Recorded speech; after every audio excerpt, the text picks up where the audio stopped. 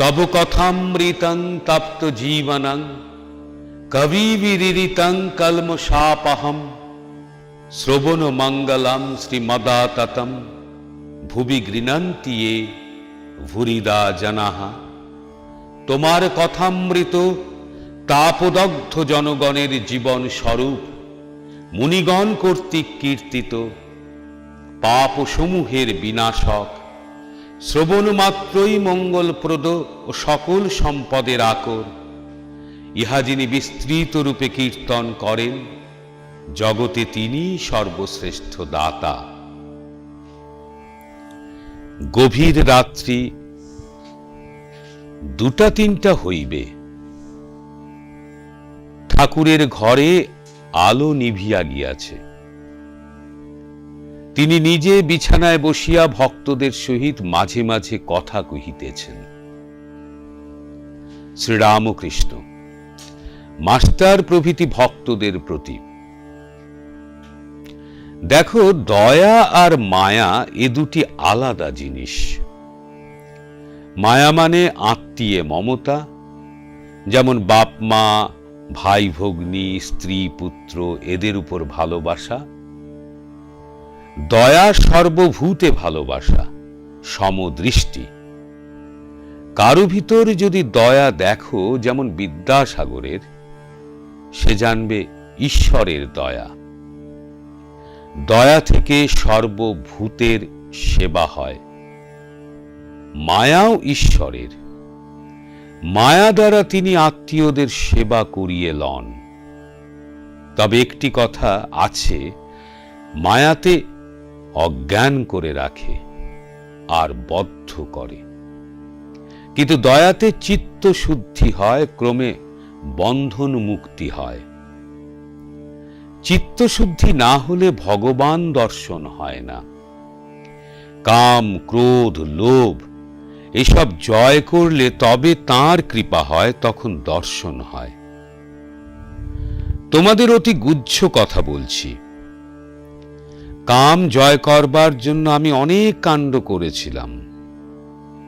এমনকি আনন্দ আসনের চারিদিকে জয়কালী জয়কালী বলে অনেকবার প্রদক্ষিণ করেছিলাম। আমার 10-11 বৎসর বয়সে যখন ও দেশে ছিলুম, সেই সময়ে ওই অবস্থাটি সমাধি অবস্থা হয়েছিল। মাঠ দিয়ে যেতে যেতে যা দর্শন করলাম তাতে বিহ্বল হয়েছিলাম। ঈশ্বর দর্শনের কতকগুলি লক্ষণ আছে।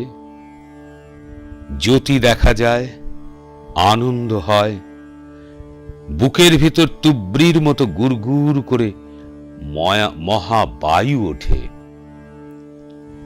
পরদিন বাবুরাম, রামদয়াল বাড়ি ফিরিয়া গেলেন। মাস্টার সেই দিনও রাত্রি ঠাকুরের সঙ্গে অতিবাহিত করিলেন। সেদিন তিনি ঠাকুর বাড়িতেই প্রসাদ পাইলেন। 9ম পরিচ্ছেদ। দক্ষিণেশ্বরে মারোয়ারি ভক্তগণ সঙ্গে শ্রীরামকৃষ্ণ। বৈকাল হইয়াছে। মাস্টার ও 2-1টি ভক্ত বসিয়া আছেন। কতকগুলি মারোয়ারি ভক্ত আসিয়া প্রণাম করিলেন। তাহারা কলিকাতায় ব্যবসা করেন। তাহারা ঠাকুরকে বলিতেছেন, আপনি আমাদের কিছু উপদেশ করুন। ঠাকুর হাসিতেছেন। শ্রীরামকৃষ্ণ মারোয়ারি ভক্তদের প্রতি, দেখো, আমি আর আমার এ দুটি অজ্ঞান। হে ঈশ্বর, তুমি কর্তা আর তোমার এই সব, এর নাম জ্ঞান। আর আমার কেমন করে বলবে? বাগানের সরকার বলে আমার বাগান, কিন্তু যদি কোনো দোষ করে তখন মনিব তাড়িয়ে দেয়। তখন এমন সাহস হয় না যে নিজের আমের সিন্দুকটা বাগান থেকে বের করে আনে। কাম, ক্রোধ আদি যাবার নয়, ঈশ্বরের দিকে মোড় ফিরিয়ে দাও। কামনা, লোভ করতে হয়। তো ঈশ্বরকে পাবার কামনা, লোভ করো। বিচার করে তাদের তাড়িয়ে দাও। হাতি পরের কলা গাছ খেতে গেলে মাহুত অঙ্কুশ মারে। তোমরা তো ব্যবসা করো, ক্রমে ক্রমে উন্নতি করতে হয় জানো। কেউ আগে রেড়ির কল করে, আবার বেশি টাকা হলে কাপড়ের দোকান করে। তেমন ঈশ্বরের পথে এগিয়ে যেতে হয়। হলো মাঝে মাঝে দিন কতক নির্জনে থেকে বেশি করে তাকে ডাকলে। তবে কি জানো, সময় না হলে কিছু হয় না। কারু কারু ভোগ কর্ম অনেক বাকি থাকে, তাই জন্য দেরিতে হয়। ফোঁড়া কাঁচা অবস্থায় অস্ত্র করলে হিতে বিপরীত হয়। পেকে মুখ হলে তবে ডাক্তার অস্ত্র করে। ছেলে বলেছিল, মা এখন আমি ঘুমোই, আমার বাহ্যে পেলে তখন তুমি তুলো। মা বললে, বাবা বাহ্যেতেই তোমায় তুলবে, আমায় তুলতে হবে না। সকলের হাস্য। মারোয়ারি ভক্তেরা মাঝে মাঝে ঠাকুরের সেবার জন্য মিষ্টান্নাদি দ্রব্য আনেন, ফলাদি, থাল মিছরি ইত্যাদি। থাল মিছরিতে গোলাপ জলের গন্ধ। ঠাকুর কিন্তু সেই সব জিনিস প্রায় সেবা করেন না।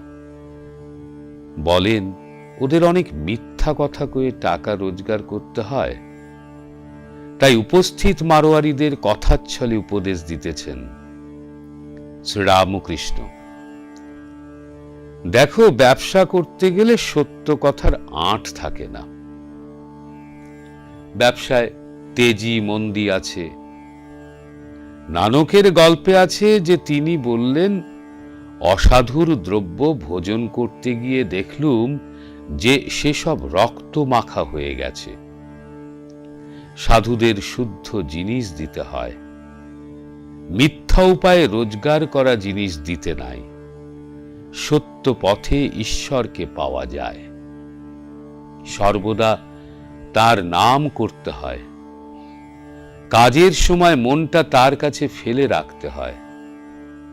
যেমন আমার পিঠে ফোঁড়া হয়েছে, সব কাজ করছি, কিন্তু মন ফোঁড়ার দিকে রয়েছে। রাম নাম করা বেশ, যে রাম দশরথের ছেলে, আবার জগৎ সৃষ্টি করেছেন, আর সর্বভূতে আছেন, আর অতি নিকটে আছেন, অন্তরে বাহিরে। ওহি রাম দশরথ কি বেটা, ওহি রাম ঘট ঘট में लेटा, ওহি রাম জগত পসেরা, ওহি রাম সবসে নিয়ারা। কথামৃত পাঠ আজ এ পর্যন্ত।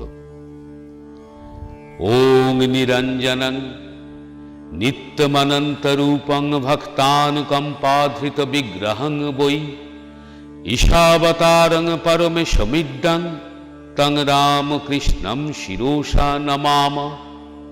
যিনি কালিমা শূন্য, নিত্য ও অনন্ত রূপ হয়েও ভক্তগণকে কৃপা করার জন্য দেহ ধারণ করেন, সেই পূজনীয় ঈশ্বর অবতার পরমেশ্বর শ্রীরামকৃষ্ণকে মাথা নত করে প্রণাম করি।